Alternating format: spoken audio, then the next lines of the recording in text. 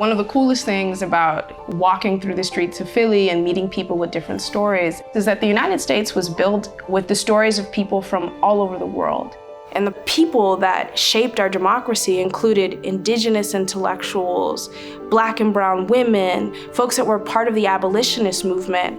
But when we think about the future of democracy and making it fair and equitable, that's not something that most people have experienced. And it's an opportunity for us to live into the promise of democracy. Democracy needs a redesign. And what that presents us is an opportunity to reimagine a democracy that works for everyone. So everybody, I want you to close your eyes for a second. And I want you to think about your wildest dream for democracy. Just to have that freedom of choice, and the freedom to know that I count, what I say and what I believe in has purpose, and hopefully someone will be there to represent me and what I want and what I feel will be good for all. The power is from the people and for the people. I think about people coming together to really advocate for what they want to see. If we may have a different opinion, we can find a middle ground. A world where people are actually able to truly see one another, to meet one another, and to support one another. Why not just be the change, you know?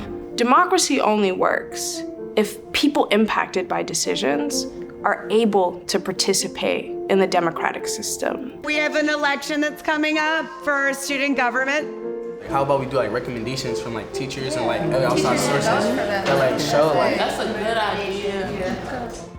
Listening is an essential ingredient in democracy. And the reality is when we don't practice listening, it limits our ability to incorporate the things that we have heard and learned from others into the path forward that we chart. This is actually a mural on a container that was opened up as a people's budget office. So people literally could have Post-it notes, and then the question was like, what needs to be funded and what's important to you? That is incredible. When democracy doesn't include everyone, what happens is there are so many people whose voice, whose livelihood is not considered in the laws and policies that we make in the United States.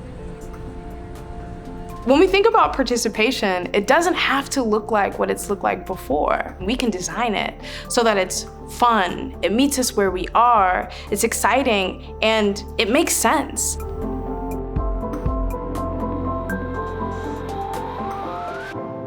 As people engage in participatory democracy, their life changes.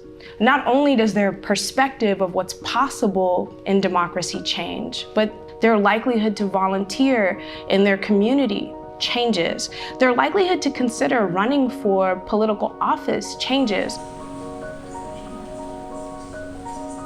On behalf of the United States Citizenship and Immigration Services, it is my sincere pleasure to welcome you to this special naturalization ceremony. I think about democracy as a living, breathing thing. It's like a tapestry that we're stitching together. Congratulations to each of you. With that, you're now citizens of the United States of America.